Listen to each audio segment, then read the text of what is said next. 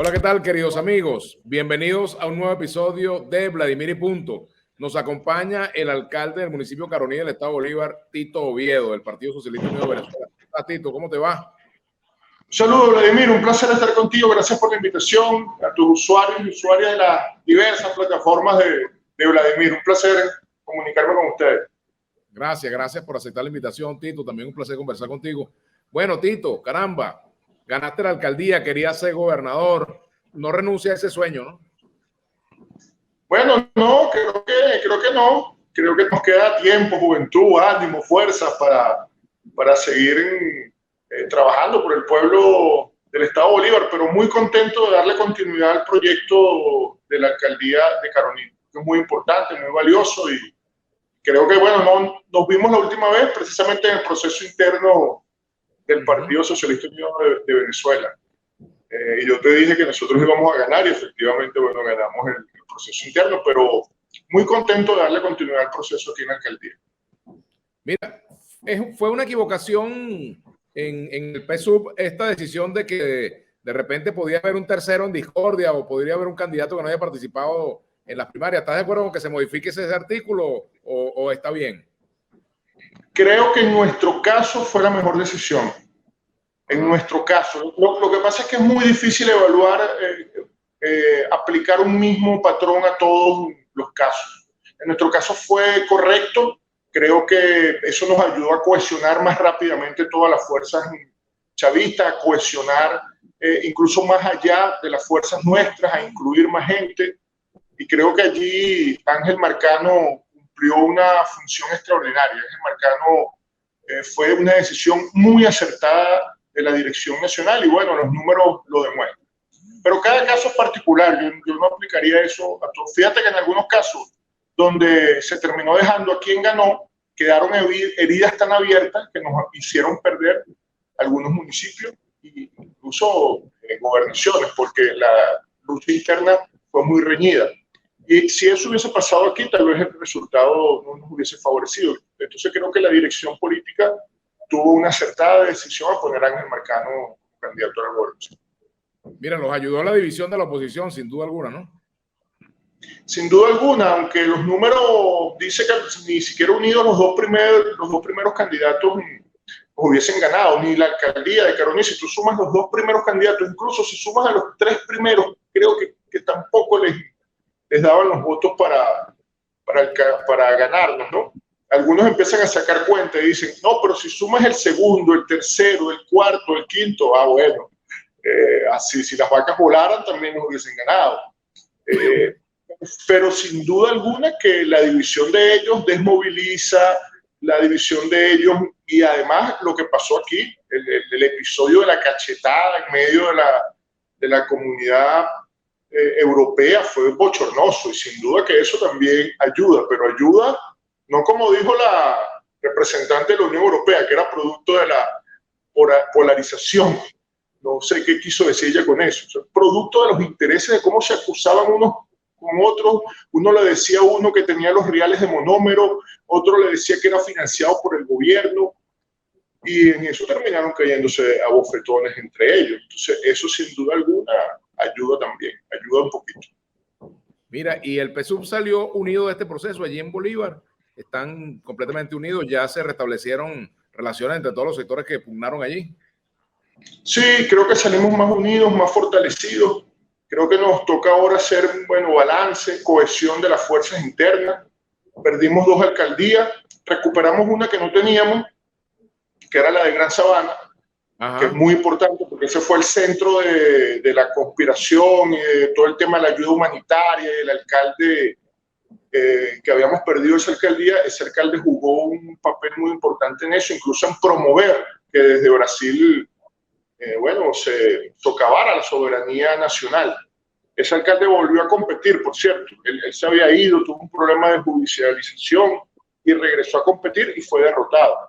Pero perdimos 2 alcaldías muy valiosas, que es la del Callao, el centro, el corazón del arco minero, y Bolivariana Angostura, que, estamos revisando ahí pormenorizadamente qué pasó, pero muy satisfechos en general. Y en el municipio de Caroní, aquí en Ciudad Guayana, creo que salimos muy fortalecidos. ganamos con mayor diferencia. O sea, el margen, aunque la votación, por supuesto, la abstención nos afectó a todos por igual, nosotros ganamos con mayor margen. Eso nos cohesiona muchísimo más. Ganamos con mayor margen de lo que ganamos hace 4 años, por cierto.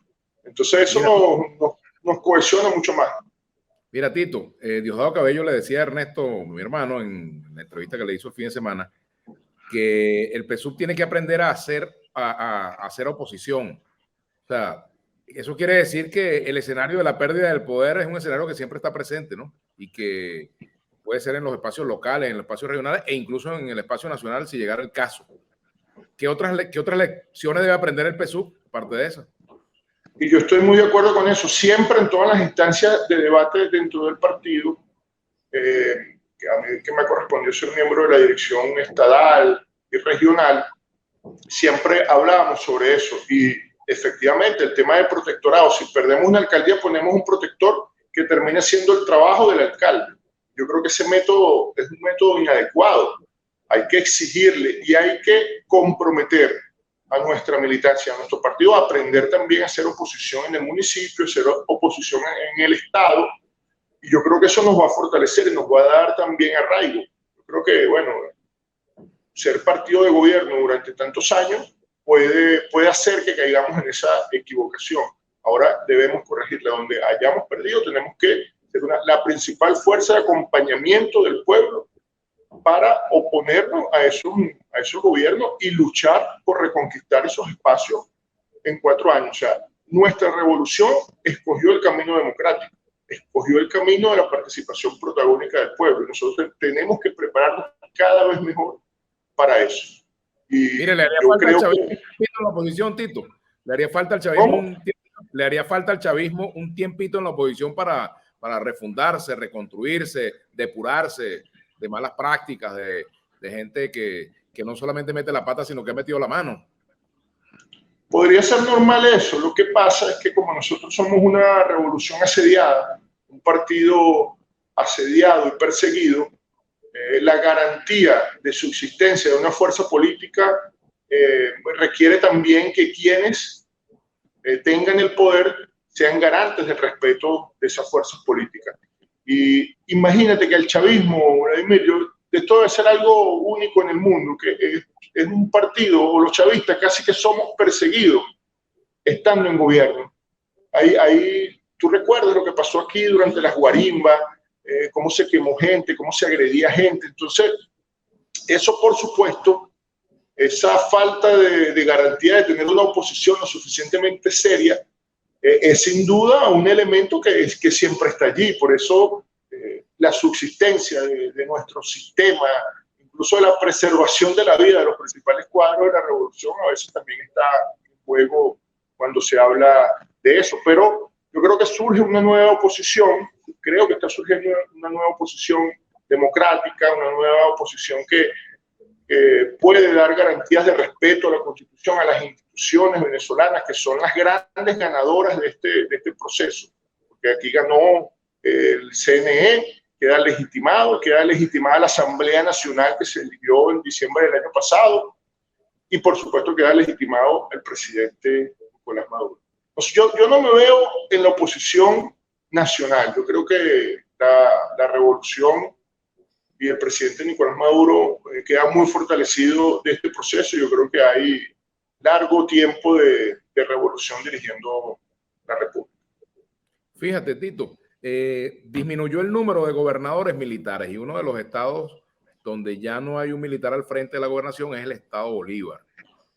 La experiencia de gobernadores militares frente ahora a uno que viene del mundo civil, por supuesto que siempre las comparaciones existen, van a existir. ¿Qué expectativas tienen ustedes con respecto a los cambios que se deben hacer en Guayana a partir de la gestión de Ángel Marcano?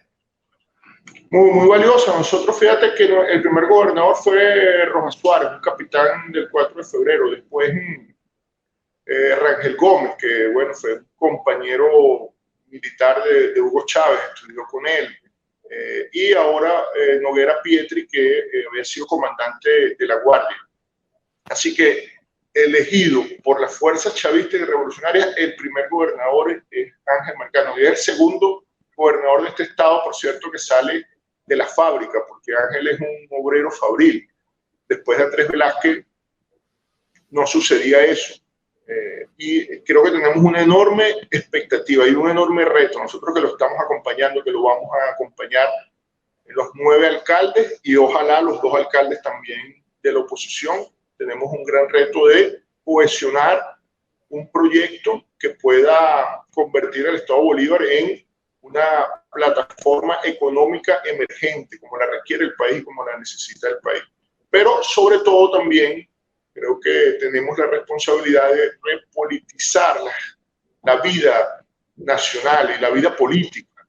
Y a mí me agrada mucho que tenemos miembros del Consejo Legislativo de oposición, creo que 3, en las cámaras municipales, vamos a tener concejales de la oposición. Es decir, Ángel, yo sé que es así y nosotros que lo conocemos, que hemos estado con él mucho tiempo y nosotros somos garantía de eso, de respeto, primero que les respetamos, les reconocemos, señores legisladores estadales, señores concejales y concejalas de la oposición, y a partir de allí creo que esas cámaras pueden convertirse en un elemento para el debate político. Entonces, con Ángel como gobernador civil y con estos alcaldes que le estamos acompañando, creo que hay posibilidades de debate, de entendimiento, de diálogo más franco y más sincero, porque es la vida del sindicato, la vida de quienes venimos de la lucha universitaria, es la vida de eso, del diálogo, de ponernos de acuerdo.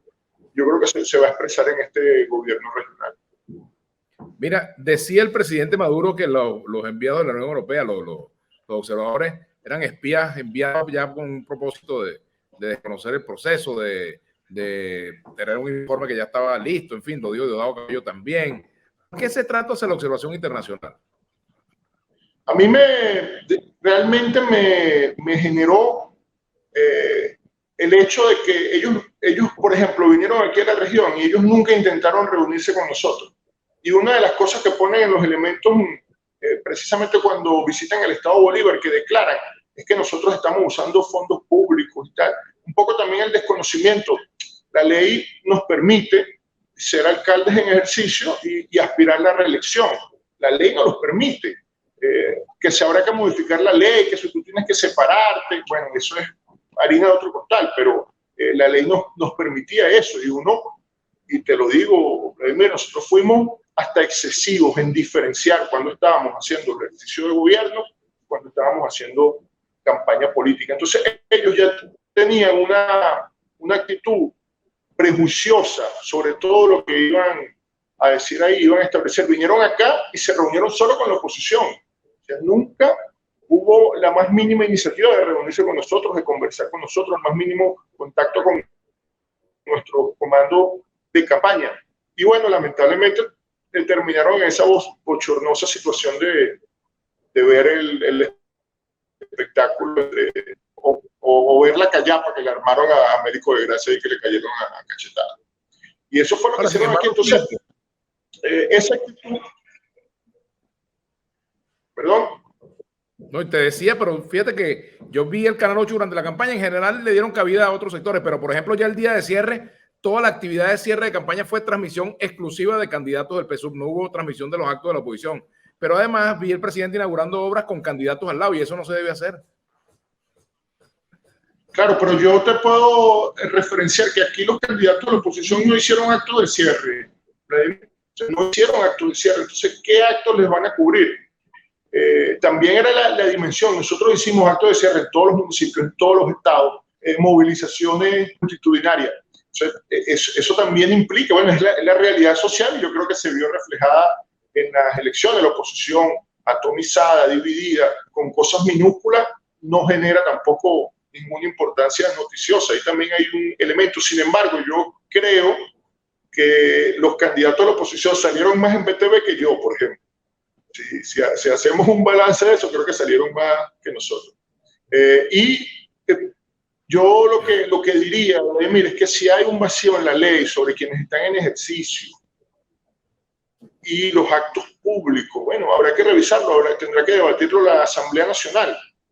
Pero la verdad es que hay personas que estamos ejerciendo funciones de gobierno y estamos también en campaña electoral. Yo no podía dejar de ser alcalde o gobernador. Mira, Tito, no puede dejar de ser. Mirando hacia el futuro y a propósito de lo que han dicho algunos dirigentes, entre ellos Diosdado Cabello, con necesidad de rectificar, de cambiar cosas, ¿qué cambios le harías tú a la revolución bolivariana en cuanto al ejercicio del poder, en cuanto a prácticas? ¿Cuáles serían los cambios tanto en lo político, en cuanto a las orientaciones que tienen que darse, como también en la práctica gubernamental? Muy interesante. Esta experiencia de 4 años de alcalde, nosotros intentamos la construcción del Consejo Bolivariano de Alcaldes. Fue una experiencia muy importante. Muchos de los principales dirigentes del Consejo Bolivariano de Alcaldes son ahora mismo gobernadores, como en La Guaira y en Anzoátegui. Y nosotros debatimos mucho allí eso. Y yo presentaba la idea de que quienes somos, no importa la edad, porque hay un relevo generacional muy importante en los principales cuadros de gobierno de la revolución permanente. Lo promovió Chávez, lo promueve ahora muchísimo Nicolás Maduro.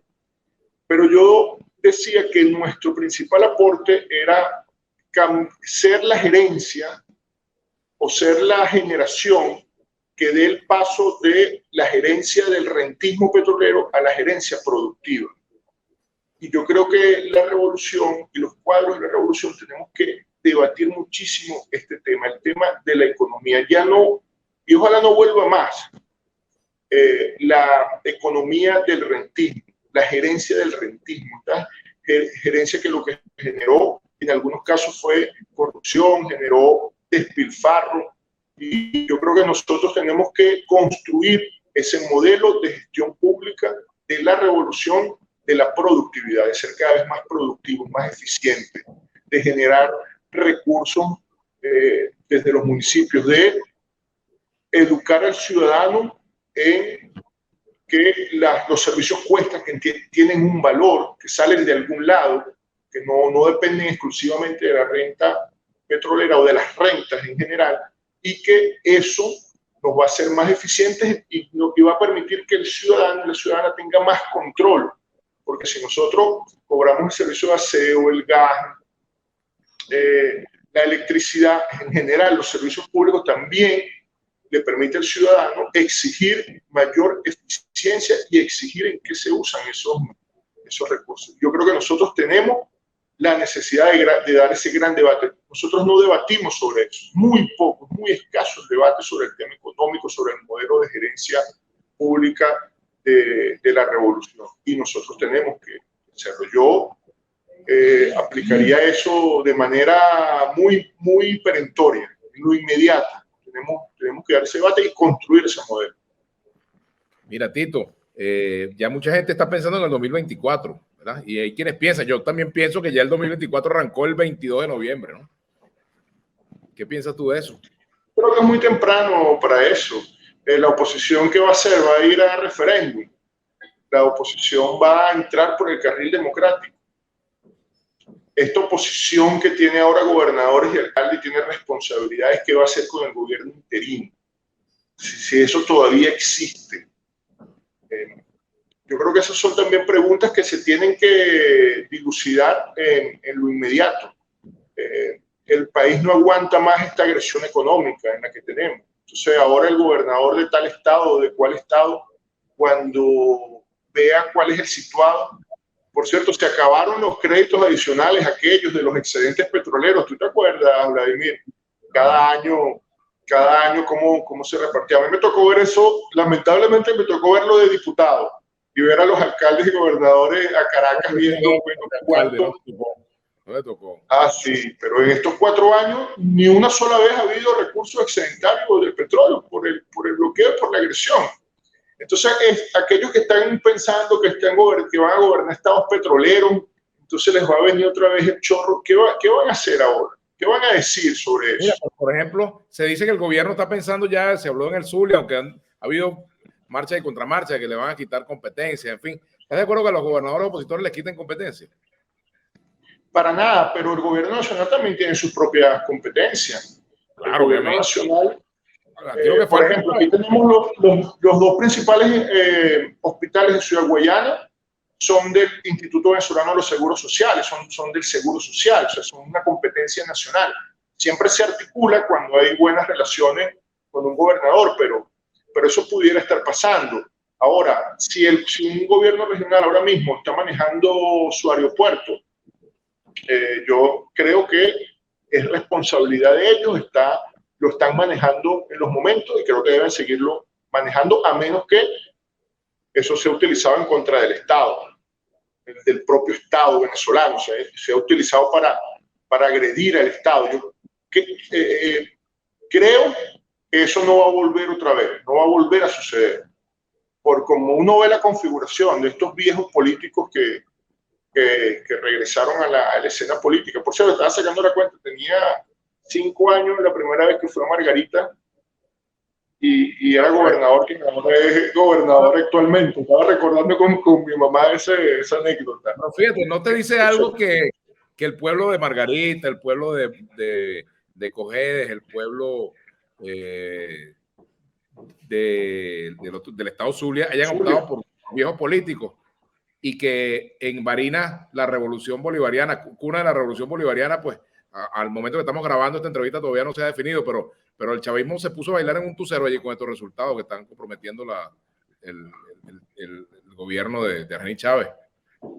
Sí, cada región sin duda tiene una particularidad. Pero ahí se desprenden elecciones nacionales, ¿no? Se desprenden elecciones nacionales para el chavismo de todos estos resultados. Sin duda alguna. Yo creo que eso tenemos que debatirlo, así como aquí debatimos con particularidad cada municipio, cada estado tiene su particularidad. Es evidente que en Barinas el proceso interno dejó heridas abiertas que no pudieron sanarse, pero en su mayoría ese es un estado chavista y bolivariano, lo demostró en las parlamentarias, lo demostró en cada proceso electoral. Es decir, falló algo en este proceso regional que seguramente es parte del debate que se tiene que hacer. Pero cuando yo veo, Vladimir, a estos viejos políticos de la oposición venezolana, tienen 40 años siendo candidatos, no que tienen 40 años haciendo política, sino 40 años siendo candidatos, yo creo que es un drama de la oposición venezolana.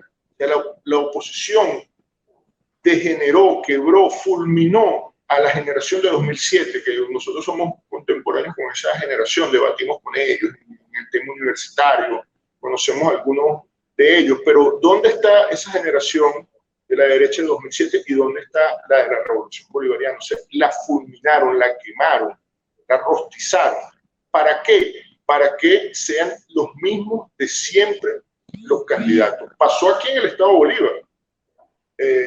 Yo estaba en 6º grado cuando Yusef y Américo García ya eran candidatos a gobernadores y alcaldes, ya estaban en el gobierno. O sea, eso es inaudito. Yo sé que ya hay una generación de muchachos que tienen expectativas, pero eso es parte de la crisis estructural que tiene la oposición venezolana. Ahora están saliendo, ojalá en otros partidos, en otras organizaciones, están saliendo, bueno, caras nuevas que ojalá, incluso se está planteando, creo que un cambio en toda la estructura de la oposición venezolana, pero ese es el drama de ellos. Mira, ese es el drama, es el drama nacional. Tito, ya terminando, ¿le sale relevo a Maduro en el 2024 o crees que debe continuar pichando? Yo creo que debe terminar pichando, se le ve el brazo bueno, está strike, no han podido con él. Golpe de Estado, magnicidio, bloqueo, y ahí está, con el brazo duro y curvero. Yo creo que debe continuar Nicolás. Gracias, Tito, por esta conversación. Seguiremos conversando. Nos vemos en otras plataformas. Gracias a ti. Tito Oviedo, alcalde del municipio de Carorí. Un gran abrazo. Bien, hasta aquí este episodio por el día de hoy de Vladimir y Punto por Contrapunto. Gracias, Tito. Saludos.